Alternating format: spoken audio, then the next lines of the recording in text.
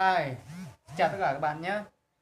Hôm nay mình sẽ giới thiệu với tất cả các bạn cách sửa một chiếc quạt dùng cho gia đình nhé. À, mình sẽ nói sơ qua về quạt điện gia đình nhé. Thì quạt điện gia đình nó cấu tạo rất là đơn giản, gồm cuộn dây rồi công tắc thôi. Cuộn dây thì nó có 3 cuộn 3 số và một cuộn khởi động. Thì cuộn khởi động nó mắc với một cái tủ điện 1 mi cho đến 4 mi. Còn lớn hơn thì có kích thước tủ nó lớn hơn. Cái điện dung lớn hơn thì tủ sẽ lớn hơn, và quạt lớn hơn thì sẽ có đồ điện dung lớn hơn, công suất lớn hơn thì sẽ có đồ điện dung lớn hơn. Thì cấu tạo chính của cái cấu tạo sơ đồ nguyên lý của chiếc quạt thì mình sẽ nói sau, nhưng hôm nay mình sẽ trình bày tóm tắt cách sửa một cái quạt đơn giản nhất để mọi người ai cũng có thể sửa quạt của gia đình mình và bảo dưỡng được và đảm bảo độ an toàn nhá. Rồi, bây giờ thì ta sẽ vào vấn đề chính là kiểm tra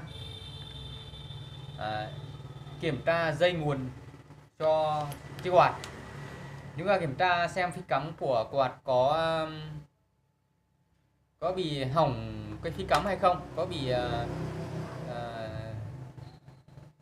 bị méo hay là bị gãy hay là bị rơ hay là có vấn đề gì không. Thì bước đầu tiên là đã kiểm tra phích cắm. Nếu phích cắm quạt có hiện tượng bất thường thì bước đầu tiên chúng ta thay phích cắm đầu tiên, chưa cần phải kiểm tra những cái này.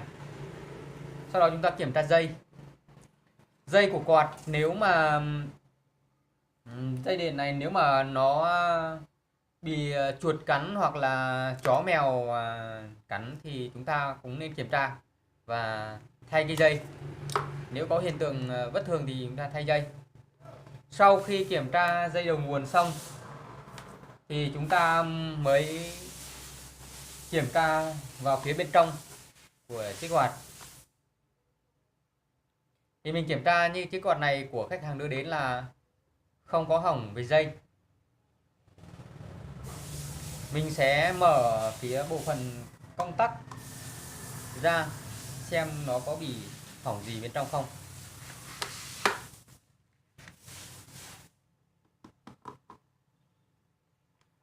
Do mình chưa chuẩn bị được mic thu âm cho nên nói nó hơi nhỏ nhỏ thì mọi người cứ theo dõi từ từ nhé. Mình theo dõi chi tiết thì mới xem được cách sửa là như thế nào. Khách hàng họ để quạt rất là bụi bặm. Một chiếc quạt mà để bụi bặm như thế này là không đúng. Thứ hai nữa là quạt phải có bộ bảo vệ và chống bụi thì nó mới hoạt động trơn tru và ổn định được. Video có thể hơi dài, mọi người cố gắng theo dõi nhé. Mình đã thấy kiểm tra dây này thì mình thấy ở một cái vị trí công tắc số 1 là bị